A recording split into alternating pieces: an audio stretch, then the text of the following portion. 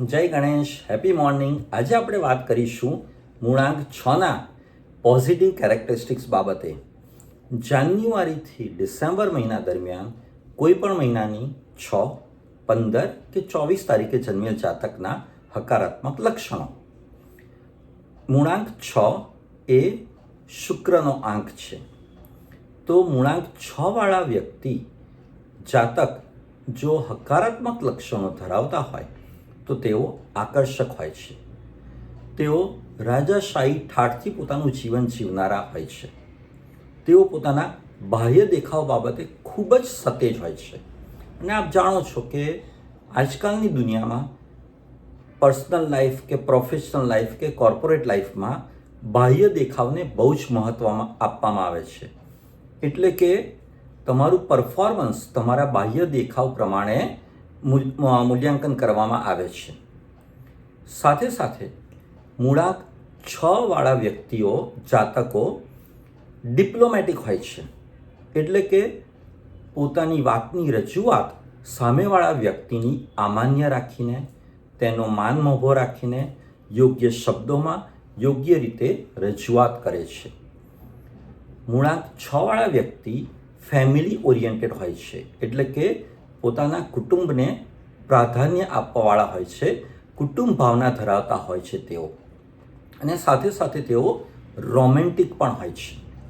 અચ્છા, હવે બીજો એક મુદ્દો કહું કે આ જે દરેક મૂળાંકના હકારાત્મક અને નકારાત્મક લક્ષણો છે તેને આપ પ્રેક્ટિકલ લાઈફમાં કઈ રીતે એપ્લાય કરી શકશો. તો સૌથી પહેલાં તો તમારે તમારા પોતાના મૂળાંક મુજબ તમારા પોતાના પોઝિટિવ કેરેક્ટરિસ્ટિક્સ અને નેગેટિવ કેરેક્ટરિસ્ટિક્સ કયા છે તે બરાબર યોગ્ય રીતે જાણી લેવાનું. અને તમે જો 80%થી વધારે નેગેટિવ કેરેક્ટરિસ્ટિક્સ તરફ હોવ તો તમારે પોઝિટિવ કેરેક્ટરિસ્ટિક્સ તરફ શિફ્ટ થવાની જરૂર છે. તો તમારો ગ્રોથ અને વિકાસ થશે. સાથે સાથે મારા અમુક વિડીયોઝ રિલેશનશિપ અને રિલેશનશિપમાં જે ઇશ્યુઝ હોય છે, ડિસ્પ્યુટ્સ હોય છે, કલેશ હોય છે, કંકાશ હોય છે, તે બાબતે પણ મેં વિડીયો રજૂ કર્યા છે. તો તેમાં કલહ કે કલેશ કે કંકાશ હોવાનું મૂળ કારણ શું હોય છે? તો આપણે જેવા છીએ તેવું આપણે બીજા વ્યક્તિ પાસેથી એક્સપેક્ટેશન રાખીએ છીએ કે હું જે કહું તેમ જ થવું જોઈએ, હું જેવો છું એવું સામેવાળું વ્યક્તિ પણ બિહેવ કરવું જોઈએ, હું જે રીતે કામ કરું છું તે રીતે જ એ વ્યક્તિ પણ કામ કરવું જોઈએ. પ્રોફેશનલ લાઈફ, પર્સનલ લાઈફ કે ફ્રેન્ડશિપમાં કે રિલેશનશિપમાં ક્યાંય બી આ બધા કોમન મુદ્દા હોય છે.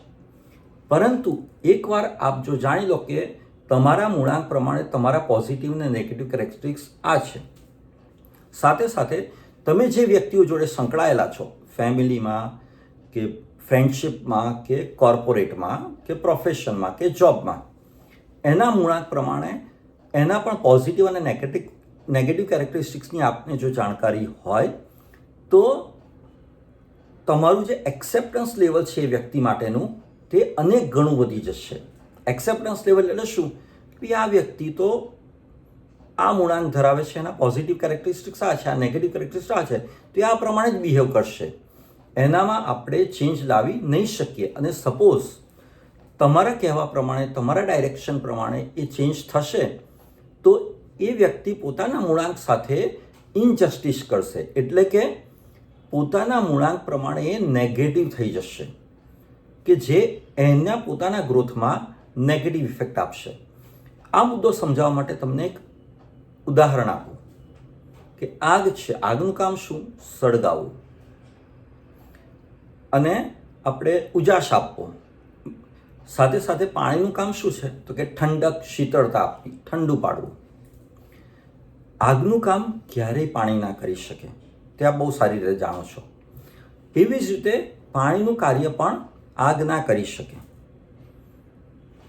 જેમ કે રસોઈ બનાવી હોય તો ગેસ ઉપર ચૂલા પર ચડાવવું પડે કે જે આગ છે, તેનાથી જ રસોઈ બને. તે પણ આપ બહુ સારી રીતે જાણો છો.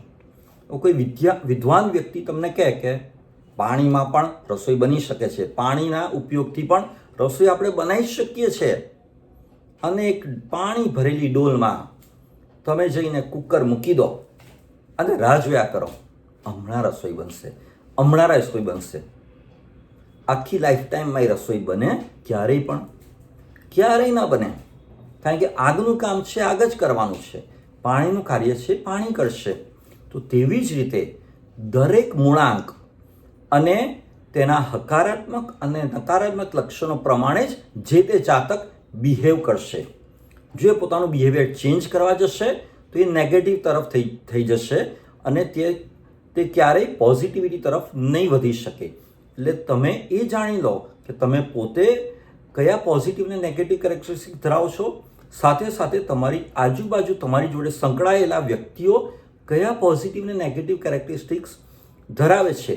તો તે પ્રમાણે તમારા દરેક સંબંધો સુમેળભર્યા અને એકદમ યોગ્ય રીતે આગળ વધવાવાળા સંબંધો બનશે. ખુશ રહો, મસ્ત રહો અને સ્વસ્થ રહો. Thank you.